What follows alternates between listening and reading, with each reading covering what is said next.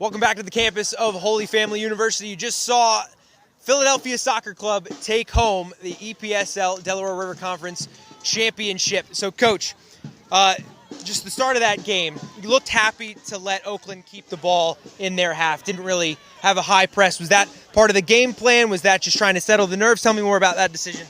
So there's a method to my madness, and that was 100% the game plan. I can tell they get very impatient when they're not getting what they want, and they want you to press so they can start breaking lines. And you could tell, even in the end, they really were forcing breaking the lines.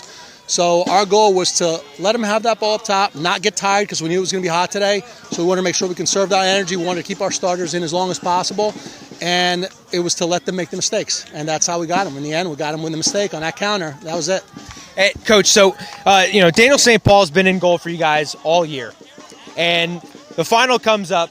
DeMars is in goal. Tell us the reasoning behind that, and then just speak to DeMars' performance today, keeping a clean sheet in the final with limited game time throughout this season. I would love to say I had anything to do with that, and if Dan could have been here today, he would have been, but he had a personal family matter to attend to.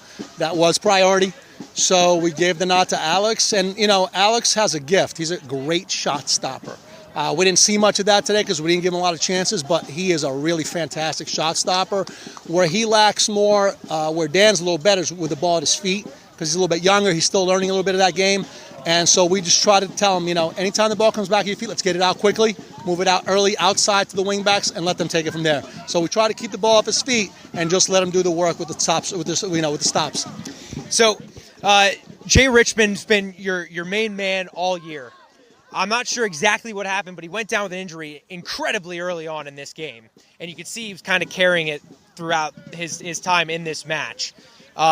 Just speak to his contribution, not only today, but all season, and then, how the other guys on your team picked it up when he had to eventually make way. So there's a reason Jay wears the captain's band. He's that guy. Even injured, he wasn't coming off that field until he really had nothing left in him. So he got clipped from behind, and he started cramping on the leg after that clip. And then he started cramping on the hamstring a little bit, and then they started feeling the knee. So it was, it's one of those things where you're in motion, high speed, and you get clipped, the whole body goes off. And he just stayed as long as he could. He tried to stay for a whole second half, but at one point I could tell he wasn't pressing like he was in the first half. So I was like, you know what, we have one of the things we did this year is we really built up the second team, so our bench got a lot stronger. Our biggest problem early in the season was when we went to the bench, we were kind of weak. And today, every guy we brought in from the bench was instrumental in keeping that clean sheet in the end, And so if Jay Richmond's the main man, Pedro Barbosa is his right-hand man. He's been brilliant all year, and he was the difference maker today. Tell me what you saw on that goal, and then just how he's been playing all season. So Pedro Barbosa is not wearing the captain's band because he's only 19 years old. He's a young kid. But he's the best player on our team by far. He's the best player on every field we've stepped on, including today. There were some big-time D1 players over there for UNC, St. John's University. I think they had about 9 or 10 Division I players on their side. And Pedro, I say that with 20 years of coaching experience, was the best soccer player on that field today.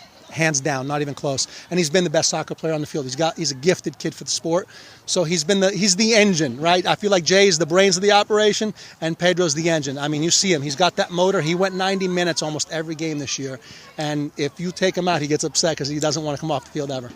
And so he gets that goal, and you've got pretty much an entire second half to kill off, right? I know the message wasn't don't score, but obviously defending takes priority.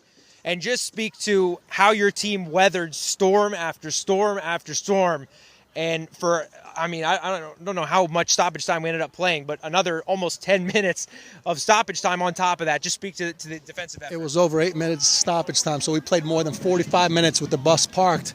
And I'll tell you, it was hard. Number 20 kept sending in those services, and they were good balls. So thanks to our defenders and thanks to Alex, we kept them off the goal. But it was, that was the game plan, was to park that bus and, make them work, make them earn the space, make them earn the passes. And I think we were just ready for it. We were ready. They were not expecting what they saw today, I don't think. So you won this game. You get to move on in the EPSL playoffs.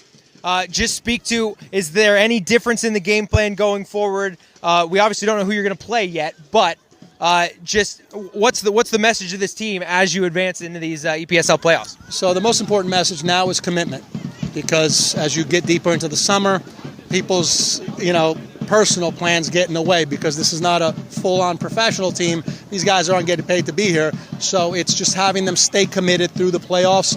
Our game plan changes every week, depends on who we're playing. My starting 11 might change every week depending on who we're playing. I'm very methodical in what I do, and I really watch a lot of film. I watched the Oakland Alloy game probably, I don't even know how many times. And that's why, I don't know if you saw the one set piece they had. I knew they were going in the front. I screamed for Musa to get to the front of the 6, and Musa was right at the front of the 6 where they hit that ball, and he headed it right out. I saw that because when I watched the film, every time Kitch, the center back, didn't go in, the 6'5", it was a front ball to the front post. It was a low ball to the front post because he wasn't going in because they were going front. And that's what they did. I saw him keep Kitch in the back. I said, they're going front, they're going short.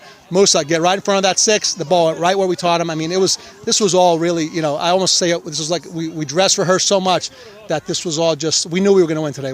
I told the players many times we were going to win today.